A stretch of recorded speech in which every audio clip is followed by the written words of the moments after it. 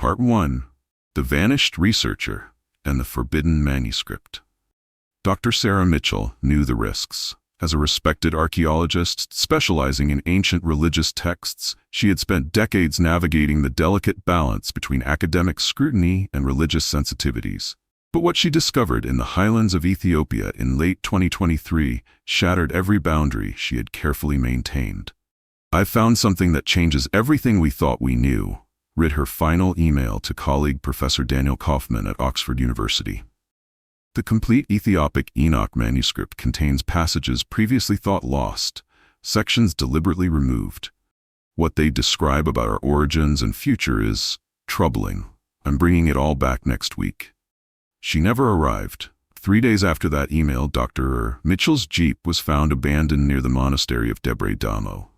Her research materials, computer, and most importantly, the photographed manuscript pages were missing. Local authorities concluded it was a tragic accident or possible kidnapping. But those who knew her work had different suspicions. What could be so significant in an ancient religious text that it might lead to a respected researcher's disappearance?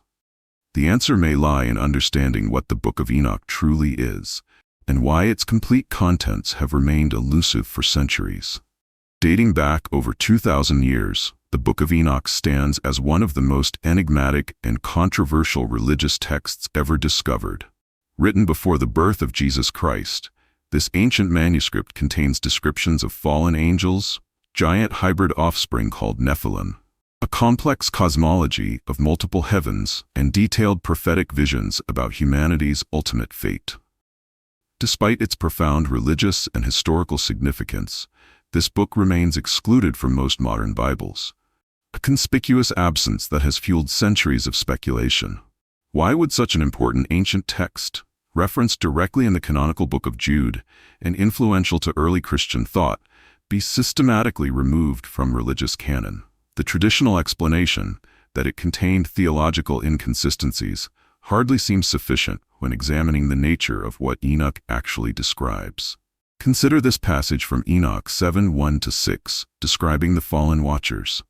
"They took wives for themselves, and everyone chose for himself one each, and they began to go into them and defile themselves with them.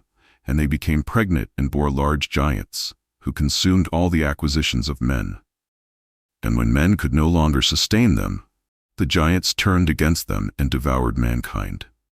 This is not merely a spiritual allegory, but a detailed account of non-human entities interbreeding with humans, producing hybrid offspring who became destroyers of civilization.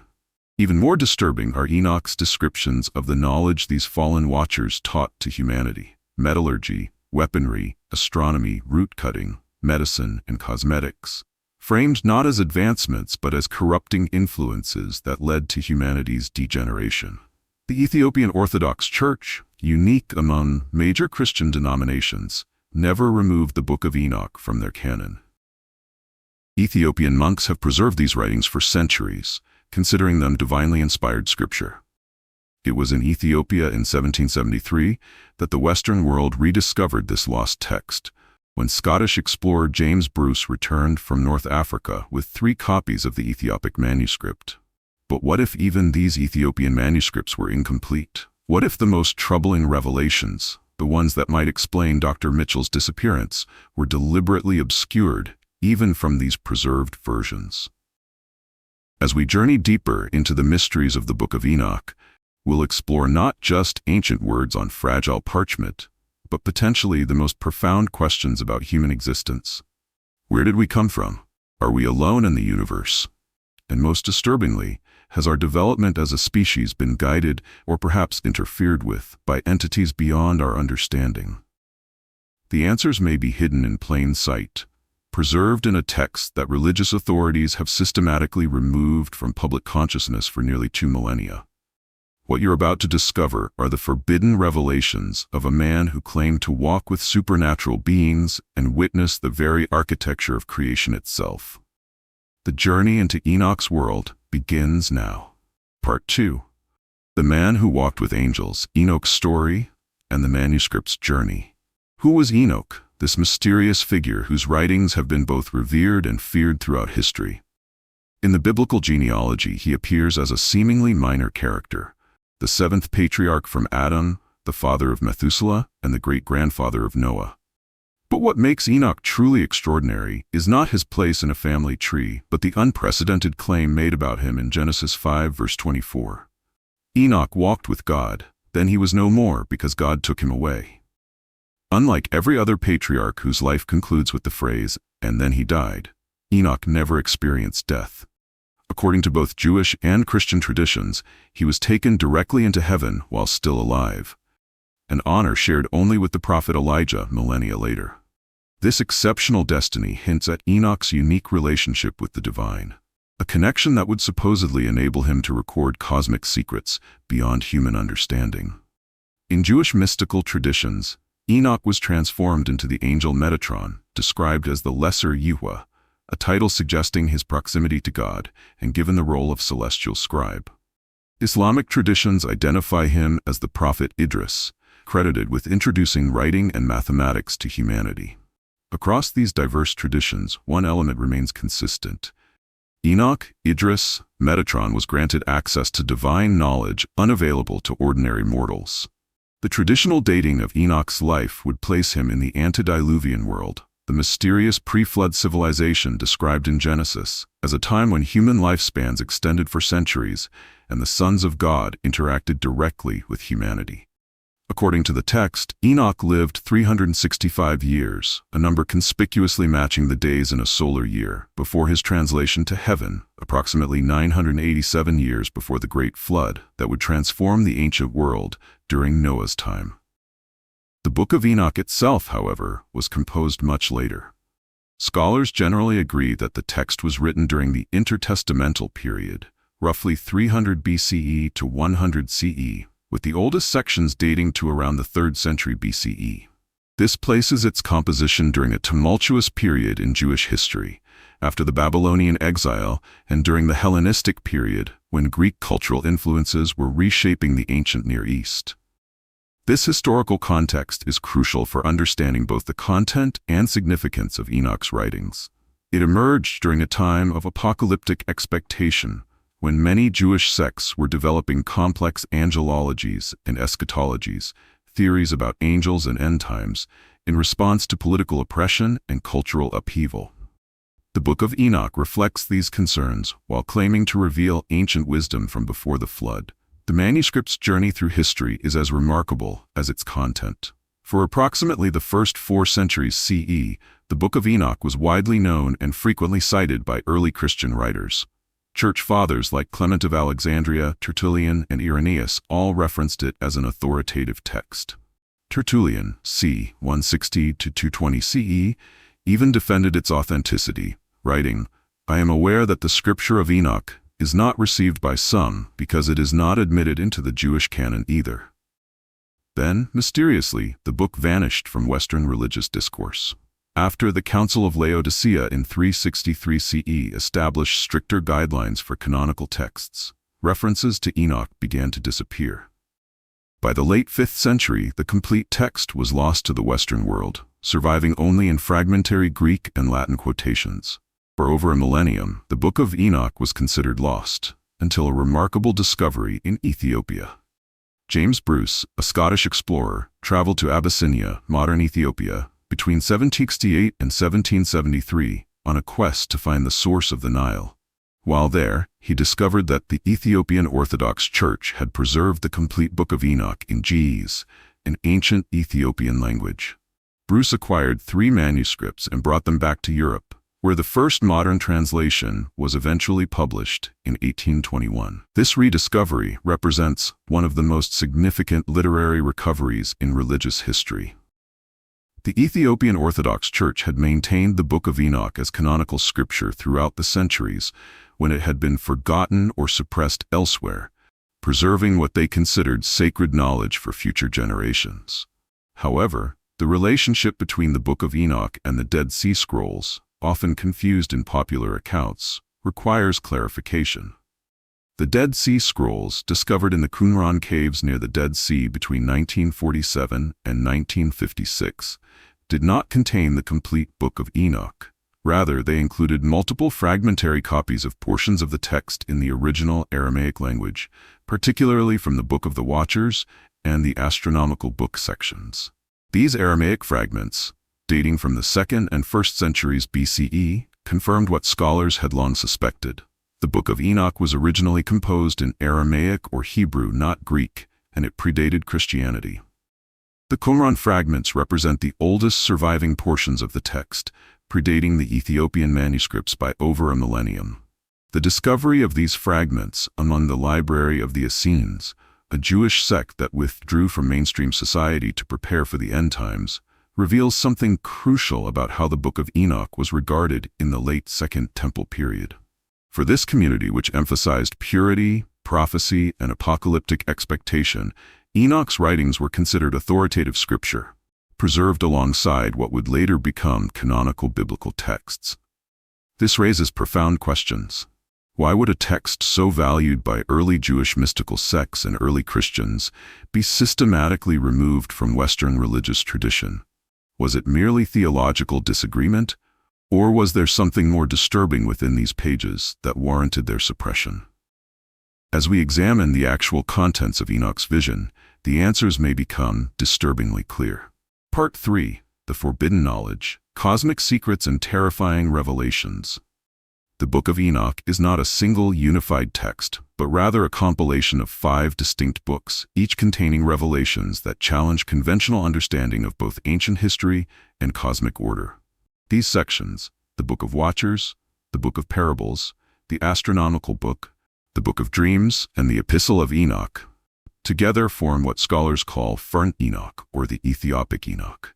Each section contains knowledge that, if taken literally, would fundamentally alter our understanding of human origins, celestial beings, and our place in the universe. Perhaps the most extraordinary aspect of Enoch's account is his detailed description of the 7 heavens, a cosmic architecture far more complex than the simplified heaven typically presented in religious teachings. According to Enoch's testimony, he was physically transported through each of these realms, guided by the archangel Uriel, who served as his celestial interpreter. The first heaven, as Enoch describes it, contains the storehouses of snow, ice, and dew, the meteorological phenomena that affect Earth. Here, he witnessed a very great sea, greater than the earthly sea. This realm serves as a boundary between the earthly and heavenly spheres, where atmospheric elements are governed by specific angels. The second heaven presents a darker reality, a prison realm where Enoch encounters angels bound in chains, awaiting judgment for their transgressions. These fallen watchers, suspended in darkness, beg Enoch to intercede with God on their behalf, a request he ultimately delivers, but which is denied. This heaven reveals that even celestial beings are subject to cosmic justice. In the third heaven, Enoch describes the paradisiacal Garden of Eden not as an earthly location lost to time, but as a celestial realm where the righteous will eventually dwell. At its center stands the Tree of Life, guarded by cherubim with flaming swords. Disturbingly, Enoch also witnesses a place of eternal punishment prepared for the wicked, suggesting that posthumous judgment was part of Jewish thought centuries before Christianity formalized such concepts. The fourth heaven contains the orbital paths of the sun and moon, regulated with mathematical precision by angels, describes solar chariots, detailed lunar phases, and complex astronomical calculations that some researchers argue demonstrate knowledge beyond what ancient peoples should have possessed. His description of 364-day solar calendars and precisely timed lunar cycles has led some scholars to suggest access to advanced astronomical understanding. The fifth heaven houses more of the Watchers, angels neither fully condemned nor redeemed, who remain in a state of perpetual mourning, having abandoned their heavenly duties. Here, Enoch witnesses hundreds of thousands of angels arranged in military-like formation, suggesting a cosmic hierarchy and organization beyond human governmental structures. The sixth heaven contains angelic orders governing celestial phenomena, earthly affairs, and human virtue. Here, Enoch encounters angels studying human behavior and recording all actions, a cosmic surveillance system where nothing escapes divine attention. Finally, in the seventh heaven, Enoch encounters the throne of God himself, surrounded by the seraphim, cherubim, and Ophanim. extraordinary beings described as wheels within wheels, covered with countless eyes. This realm, emanating unbearable light and fire, represents the ultimate reality where cosmic order is established and maintained. What makes these heavenly descriptions particularly unsettling is not merely their elaborate detail, but their correspondence with similar cosmic architectures described in entirely separate ancient cultures, from Mesopotamian celestial levels to Buddhist cosmology's multiple heavens. How could such similar complex structures emerge independently unless describing something objectively real? Perhaps the most controversial section of Enoch involves the Watchers, 200 celestial beings who descended to Earth during the time of Jared, Enoch's grandfather. Led by Samyaza and Azazel, these angelic beings are described not as metaphors but as physical entities who found human women attractive and made a pact to take them as wives. Enoch 7:1-2 states, "They took wives for themselves, and everyone chose one for himself, and they began to go into them and defile themselves with them, and they became pregnant and bore large giants. These offspring, the Nephilim, grew to enormous size, consuming so much that they eventually turned against humans and began to devour them." Modern interpretations often spiritualize this account, but Enoch presents it as literal history, an extraterrestrial intervention that catastrophically altered human development. Even more disturbing is Enoch's catalog of technologies the Watchers taught to early humans. Azazel taught metallurgy, the making of swords and knives and shields and breastplates, essentially introducing warfare to humanity. Samyaza taught enchantments and cutting of roots, potentially referring to pharmaceutical knowledge and magical practices. Armeros taught the resolving of enchantments, possibly counter-magic or antidotes to poisoning. Barakiel taught astrology, while Kokabel revealed the celestial constellations. Ezekiel taught knowledge of clouds and weather patterns. Arakiel taught the signs of the earth, possibly geology or earth sciences. Shemsiel taught the signs of the sun, advanced solar observation. Sariel taught the course of the moon, lunar cycles and their effects. This transfer of knowledge is explicitly presented not as advancement, but corruption. Technologies introduced before humanity was ethically prepared to handle them, leading to violence, environmental degradation, and spiritual pollution. The text suggests that human civilization took a catastrophically wrong turn because of this premature technological acceleration. What if these accounts, far from being mythological, represent ancestral memory of actual events? Advanced beings introducing technologies that rapidly transformed early human societies with devastating consequences? The geological and archaeological record does show evidence of sudden technological leaps that continue to puzzle historians. Among the most chilling sections of Enoch is the detailed description of the Book of Life, a celestial record-keeping system where human deeds are meticulously documented by angelic scribes. Enoch 89:61-64 describes how one of those four went to that white bull, righteous person, and instructed him in a secret. He wrote for him a book of admonition. This divine record determines ultimate fate. Inclusion means salvation, erasure means oblivion. Enoch witnesses the angels Phanuel and Raguel recording every human action, thought, and word for eventual judgment, suggesting that privacy is an illusion and all actions have cosmic consequences.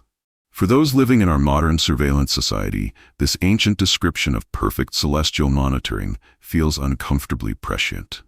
The secrets of creation described in Enoch chapters 24-33 present a cosmology that challenges both ancient and modern understanding. Enoch claims to have witnessed creation itself, not merely being told about it, but observing it directly through divine revelation. He describes how, before all things were visible, I alone saw the great God's decree. I became like the invisible ones, coming to the light that bears up creation. According to this account, God first created a cosmic throne for himself, then brought forth the big stone from the depths of the invisible to become the foundation of creation. From primordial elements, fire, water, and formless matter, God shaped the celestial bodies, the earth, and all living creatures according to predetermined patterns.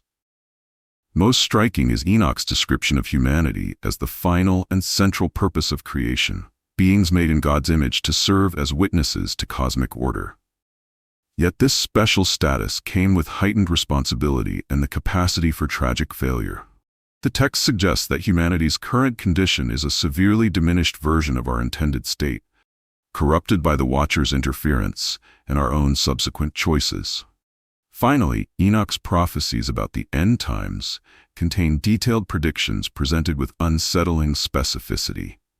Unlike the vague, easily reinterpreted prophecies common in religious literature, Enoch provides a precise sequence of events leading to cosmic judgment. Enoch 100:1-4 warns, "In those days, fathers will be struck down with their sons in one place, and brothers shall fall with their friends in death. The sinners shall be destroyed, and on the same day they shall slaughter one another." He describes a series of weeks, symbolic time periods, culminating in earthly destruction and heavenly judgment.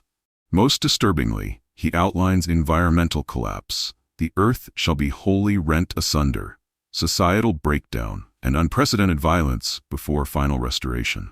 These prophecies include precise astronomical signs, environmental symptoms, and behavioral changes in humanity that some researchers claim correspond with current global trends. The text describes increased seismic activity, extreme weather patterns, social fragmentation, and moral collapse in language that feels jarringly applicable to our present moment. Perhaps most alarming are the predictions concerning celestial disturbances. The moon shall alter its order and not appear at its appointed time, and many heads of the stars shall go astray. Some researchers have connected these predictions with observable changes in our solar system and astronomical anomalies being documented by modern scientists. What if these ancient texts weren't merely primitive attempts to explain natural phenomena, but contained genuine insights into past events and future possibilities? What if Enoch's extraordinary journey through cosmic realms granted him access to knowledge that humanity is only now beginning to rediscover? As we examine why such texts were systematically removed from religious canon, a disturbing possibility emerges. Perhaps these writings weren't suppressed because they were false, but because they contained truths too challenging for established religious and political orders to accommodate. The implications of Enoch's testimony, if taken seriously, would force us to reconsider not only religious history, but the very nature of human development and our place in the cosmic order. The question remains, are we ready to confront such possibilities, or will this knowledge continue to be obscured as it has been for millennia? Part 4. The Great Suppression. Why Enoch was removed from history. For nearly 2 millennia, the Book of Enoch has existed in a strange limbo, simultaneously revered by some as divine revelation and dismissed by others as dangerous apocrypha. The official explanation for its exclusion from the biblical canon seems straightforward. It wasn't written by Enoch himself, but composed centuries later. It contained theological inconsistencies, and it wasn't universally accepted by early Jewish communities. But this conventional explanation begins to unravel when we examine the historical timeline of Enoch's disappearance from Western religious consciousness. The text was widely cited by early Christian writers. Barnabas, Clement of Alexandria, Irenaeus, and Tertullian all referred to it as Scripture. Jude 1:14-15 in the New Testament directly quotes from Enoch 1:9, giving it apparent apostolic endorsement. As Dr. Margaret Barker, former president of the Society for Old Testament Study, notes, the Book of Enoch was excluded from the canon mainly because it didn't fit the developing theological framework, not because early Christians questioned its authenticity. The pivotal moment came during the 4th century CE, when Christianity transitioned from persecuted sect to imperial religion under Emperor Constantine. This period saw intense debates about which texts would be considered authoritative scripture. The Council of Laodicea in 363 CE marked a turning point. Afterward, references to Enoch began rapidly disappearing from Christian literature. What changed? The answer may lie in the political and theological consolidation occurring during this period. As Christianity became institutionalized, texts emphasizing direct mystical experience, cosmic journeys, and angels interacting with humans became increasingly problematic for an ecclesiastical structure built on hierarchical authority. Enoch's claim of direct heavenly revelation bypassed the need for priestly intermediaries, a dangerous precedent for a newly established religious hierarchy. More troubling is evidence suggesting active suppression rather than mere neglect.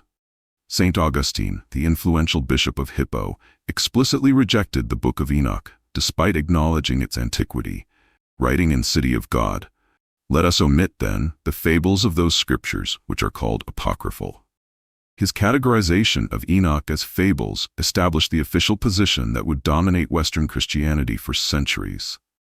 Different religious traditions offer starkly contrasting views on Enoch's legitimacy. The Ethiopian Orthodox Church, one of the world's oldest Christian denominations, never removed it from their canon, considering it divinely inspired scripture for over 1,500 years. In Judaism, while excluded from the official Tanakh, Enoch remained influential in Kabbalah and mystical traditions. The Dead Sea Scrolls community at Qumran preserved multiple copies, suggesting they considered it authoritative. This divergence of opinion creates a troubling question. Was Enoch's exclusion based on genuine theological concerns, or was it a deliberate attempt to control access to certain types of spiritual knowledge?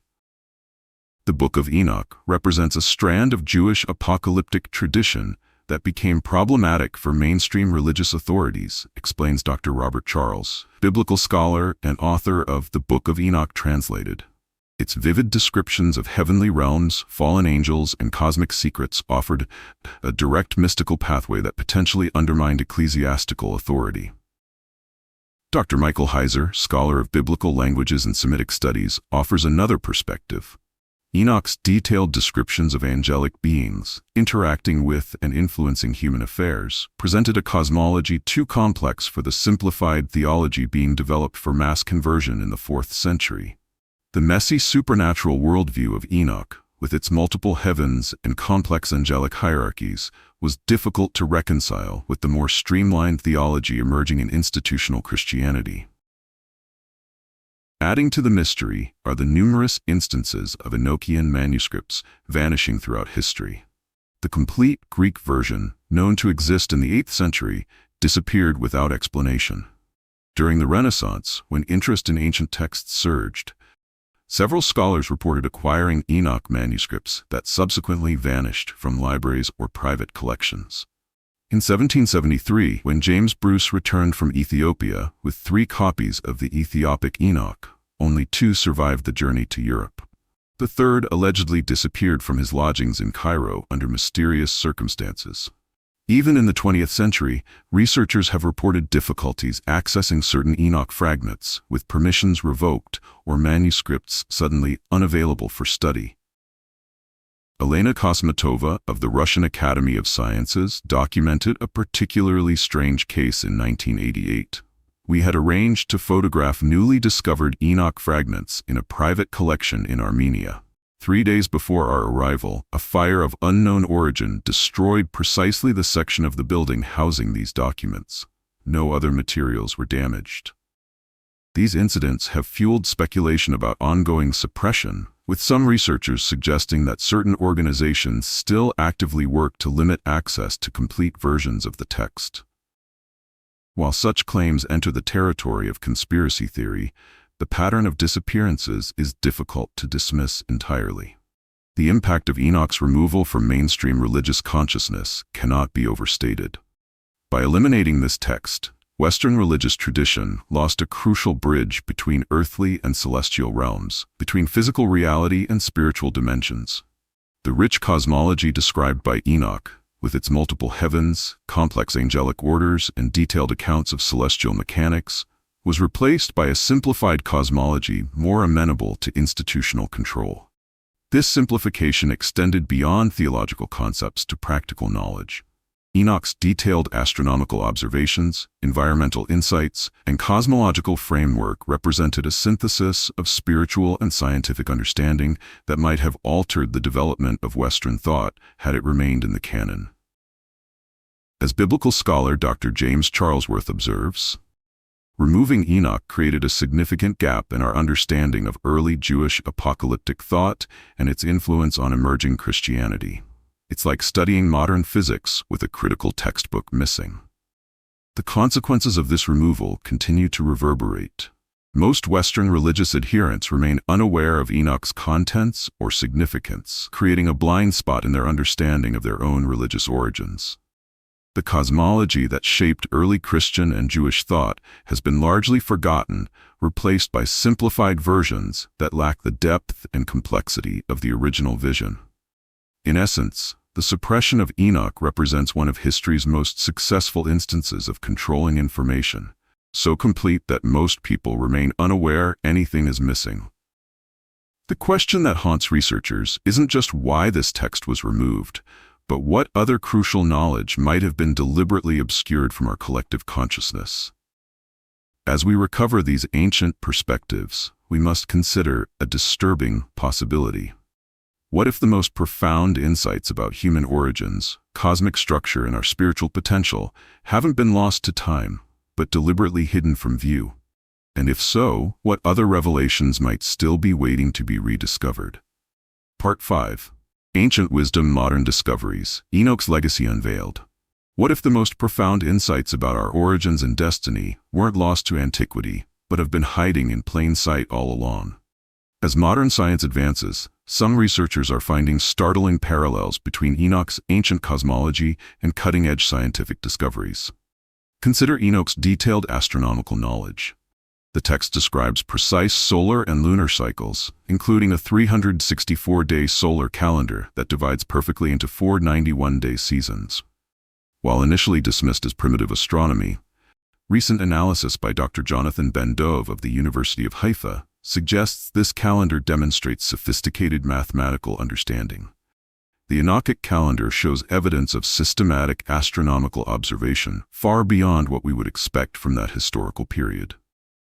More provocative are the parallels between Enoch's description of multiple cosmic dimensions and modern theoretical physics. When Enoch describes traveling through 7 distinct heavens, each with different physical properties and temporal dimensions, it bears striking resemblance to contemporary string theory, proposing multiple dimensions beyond our perceivable 4-dimensional spacetime. Dr. Helen Fletcher, astrophysicist at Cambridge University, notes this connection.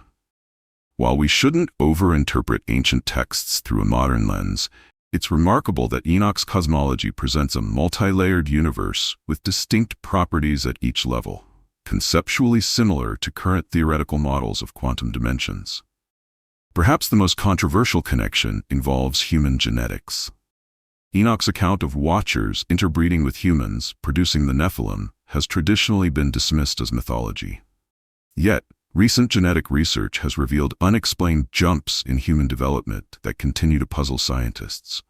In 2019, researchers identified what they called ghost DNA in West African populations, genetic material from an unknown hominin species that doesn't match any known human ancestor.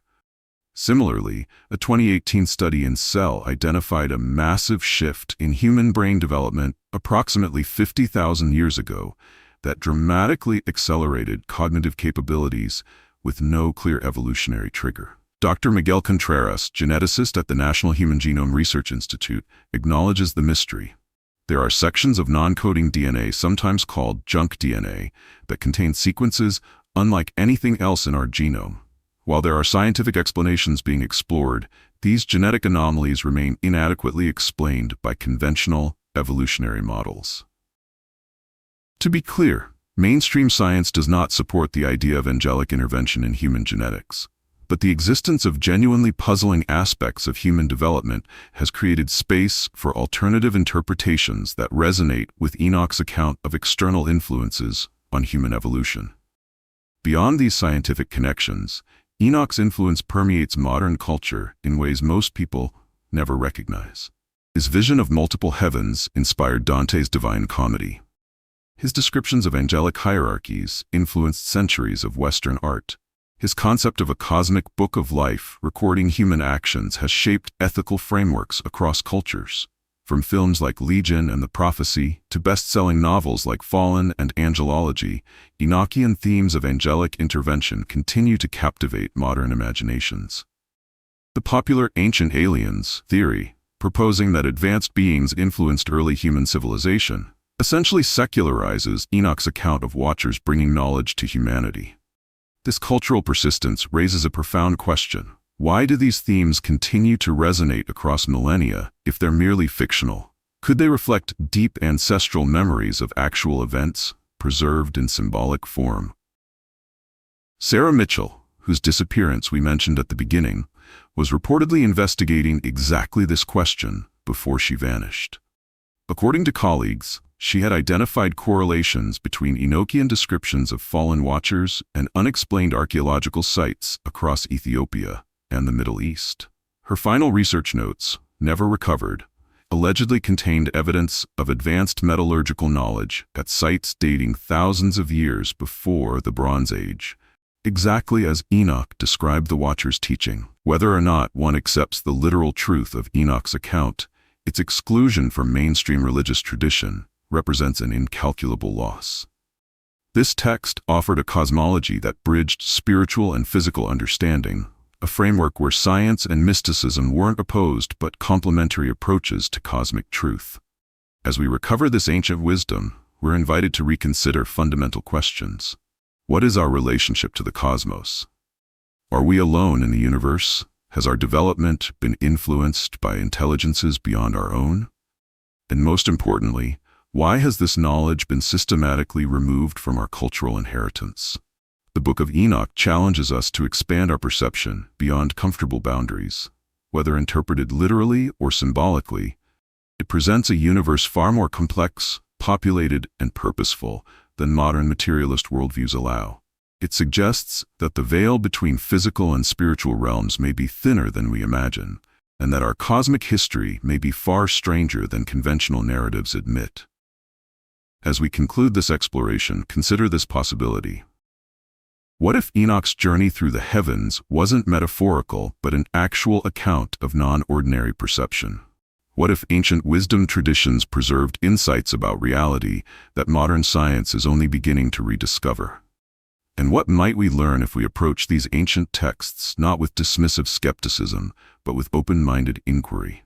The disappearance of researchers like Dr. Mitchell, whether coincidental or something more troubling, reminds us that seeking forbidden knowledge has always carried risks, yet, throughout history, human curiosity has proven unstoppable. The very attempt to suppress information often ensures its eventual rediscovery. The Book of Enoch, after millennia of suppression, has re-emerged into public consciousness. Its revelations about cosmic architecture, spiritual beings, human origins, and our ultimate destiny remain as challenging today as when they were first recorded. Whether these revelations represent literal truth, spiritual metaphor, or something in between, they offer a perspective too profound to ignore. What are your thoughts on this ancient text and its implications? Have you encountered other suppressed wisdom traditions that deserve re-examination? Share your perspective in the comments below, and don't forget to subscribe for more explorations into hidden knowledge and forbidden history.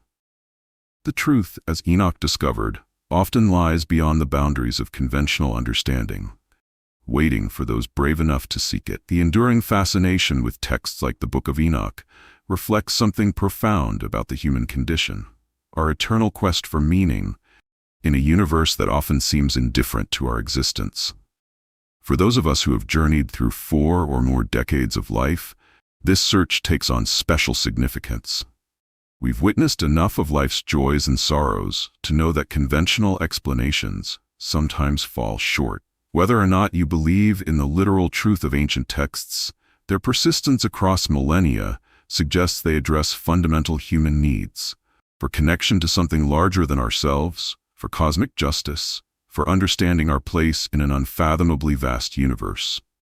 In a world increasingly driven by technological advancement and material concerns, these ancient voices remind us that our ancestors grappled with the same essential questions that haunt us today. Perhaps the most valuable lesson from Enoch's journey isn't about angels or prophecies, but about perspective. Like Enoch, we all occasionally need to rise above our daily concerns to glimpse the larger patterns of existence. This broader view doesn't require supernatural revelation. It can come through quiet reflection, deep connection with others, or immersion in nature's grandeur. The wisdom traditions of our ancestors, whether preserved in religious texts or cultural practices, offer us navigational tools for life's journey. They remind us that we are not the first to face uncertainty, to question our origins, or to seek meaning beyond the material world. In their stories, we find echoes of our own struggles and aspirations, a reminder that across time and culture, the human heart remains recognizably the same. What did you think about these revelations from the Book of Enoch? Share your thoughts and personal experiences in the comments below. If this journey into ancient wisdom resonated with you, please consider supporting our channel by hitting the like button and subscribing for more explorations into forgotten knowledge and hidden history. New videos are released every Wednesday, delving into similar mysteries that challenge conventional understanding. Help spread this knowledge by sharing this video with friends and family who might appreciate a deeper perspective on our cosmic heritage. Together, we can rediscover wisdom that has been obscured for millennia.